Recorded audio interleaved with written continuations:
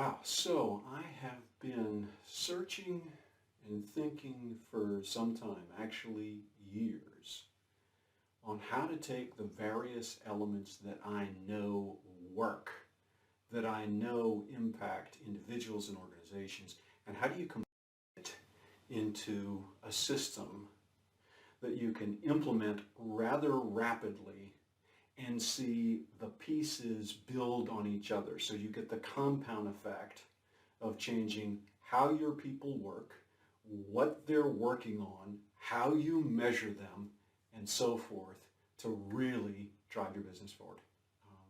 So with that, here's a little bit of an unveiling. I want to share with you Neo-Sys. Okay, now Neo-Sys, that is new system, has 6 elements that are broken down into 3 tiers. That is, there's a certain progression you should implement these in order to get the most bang for your buck. Okay, it'll seem a little counterintuitive, but I'll explain that. The 6 elements are, briefly, people. You have to have the right people in the organization doing the right things in the right. You need measures. That is, you need some way of keeping track of where you're going and the progress that you're making. And you need some structure around your team, how it collaborates with one another, and that particularly boils down into how well it meets in its regularly scheduled executive meetings. Tier 2, this is all Tier 1. This is just to get us moving. Tier 2, now we need to get super clear on our vision. That is, where are we going? And what is our strategy to get there? Okay. Then finally, once we're clear on that, we move into the acceleration phase. That is, we look at our processes in particular. Processes are simply how work gets done. There are a few key processes throughout your organization. We need to identify those and strengthen those. And then leadership. How well are your people influencing those around them and driving them to use the tools of Neo-Sys and to move forward and execute? Okay, now that's the quick brush. Let's go a little bit deeper and let's look at each of these in detail because there's some particular elements. Okay, so for people, we need to have the right people in the right structure. Now, what's the right people, you ask? The right people are those who are humble, hungry, and smart. That's the generic term. That's from Lencioni. But more broadly speaking, they mirror your values. What is most important to you, what has given you success to this point, and what you've got to see in your people, which is non-negotiable. Okay, those are the right people. Now, are they in the best place in the organization? Are they in the seat or the role where they can contribute the greatest? And in fact, are they capable to do that? Do they fully understand that work to be really, really effective? You need to have both. Okay, to say your organization is built on its people is a truism, but then how do you change it? Well, you dig deep, you make sure that you have the right structure to drive the execution and accountability of the organization, and then those right people are sitting in those seats, and you want that throughout the team, throughout the organization. The second piece, this is the measures. Now, what kind of measures do we need? And I'll tell you, here's what I've learned, just more broadly speaking. If you go too deep into the weeds, which is a bit of my tendency, right, for perfection, you give people tools which are too unwieldy and then they never use them, okay? So what we got to do is we got to put tools in people's hands that are simple, people get it, they understand it, and they see the value, okay? So in terms of measures, you could measure everything in your organization, and yet, here's the kind of measures you need.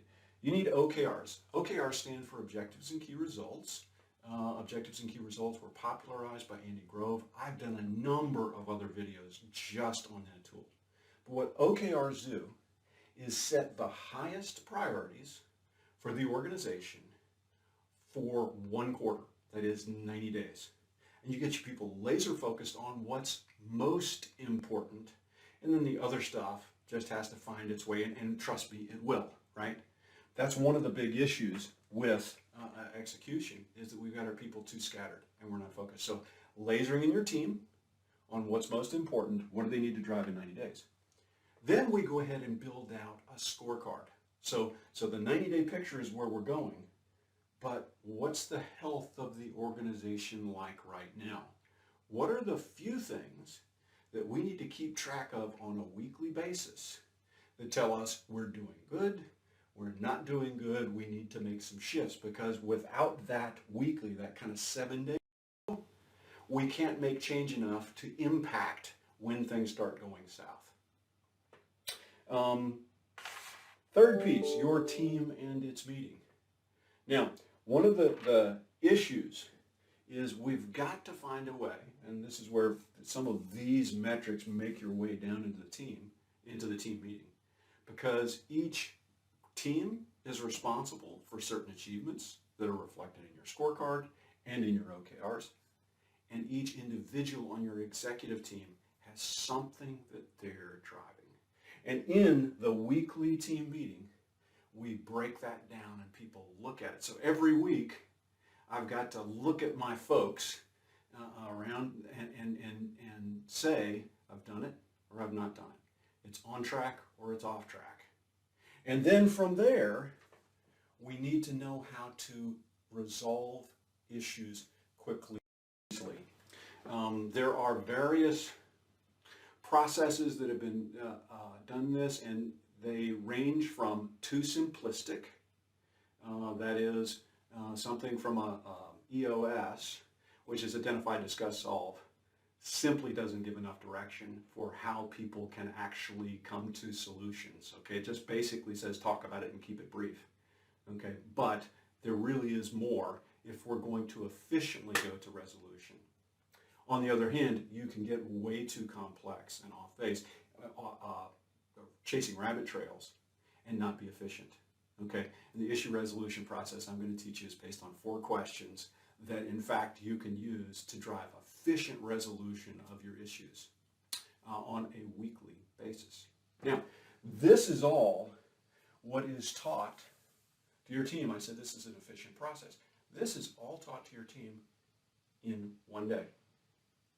Your executive team learns how to structure itself, learns how to start evaluating its people, learns how to set OKRs, and in fact sets them, and begins a scorecard, and starts meeting in a way that's very effective. For 30 days, you put these into practice. Then we come back for another day-long meeting in which we focus on part number 2, tier 2, that is vision. Somebody's saying right here, now, wait a second, you got this backwards, Rob. How do we even know if we're moving in the right direction without setting this first? And in fact, in my earlier days in doing this kind of consulting, I always started executive work with strategic planning, with the vision, and that moved to goals, and then that moved to strategies and so forth. And finally, we might get around to this. This took days, and at the end of it, people would be charged up, but they wouldn't know how to work with it. Okay. The counterintuitive genius in this process is that, in fact, your people knows what's important. You can set some OKRs. You already have some measures you're tracking. Okay. So we can take your gut right now and go with it initially and get you working and holding each other accountable and having performance conversations. Okay? Now, but we do need at some point to refine it. Vision has really 3 elements that we work out over the course of a day. And this pretty much, with some review of these elements, our second day together is mostly focused on vision. So you've got to figure out, what are the core values? What are the fundamental attributes, behaviors, ways of living and being, which we will exhibit ourselves, which we're probably already exhibiting, we just don't have good words for it, but which we're now going to be communicating and expecting everyone in the organization to do, because these are the values and the behaviors that delight our customers. that keep us working and collaborating, that put us ahead of the competition. Okay, so core values. Then what are the long-range goals? Like, okay, so where are we going? This is what most people talk of when they talk of vision. The big picture, where do you want to be at the end of your game? When you're passing this off, are you selling it? Are you making gazillions of bucks, or are you just employing a number of people? You got to put your spin on this and your desire, but you come up with your goals, and then strategy is, okay, well, how are we going to get there? Particularly for small business, which small and medium-sized business, this is going to be most appropriate for. This is okay, how do we sell this? All right, how do we sell us in a way that's focused and effective? So, vision takes up the next day. And again, you go back and for 30 days, you are now working with these values.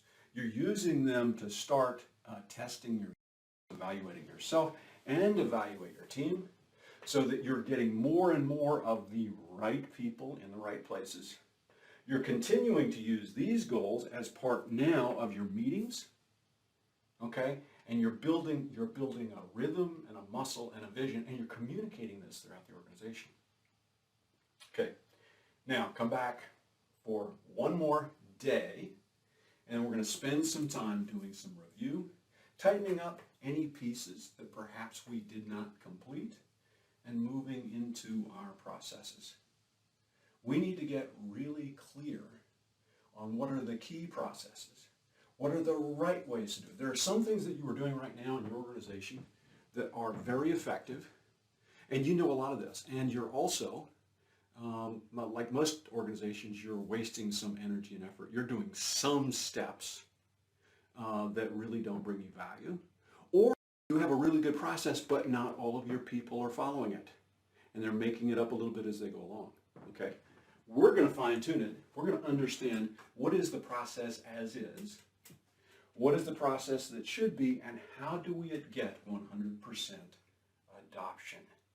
Now, again, some workshops go days, and you can have a whole lean initiative to drive this. I think you can get there. We can spend a day on it and get 80% bang with 20% of the thing, right? The 80-20 rule. So we're going to get it at high level, and you're going to start communicating it, and people are going to be more efficient, and you're going to tighten up. This is how we do business here. And then finally, move then into a quarterly rhythm, right? Remember, you set OKRs here. OKRs are quarterly metrics that drive the efforts in the organization. You've been working with these every week and making sure you're still on track and course correcting where you need to, okay? So now we need to come back on a quarterly basis and, hey, we need to grade ourselves, right? There's no use in measurement if we don't finally come up with a score at the end. So we grade ourselves, we get the lessons learned, we now set our new priorities, okay? And we begin working on personal leadership, okay?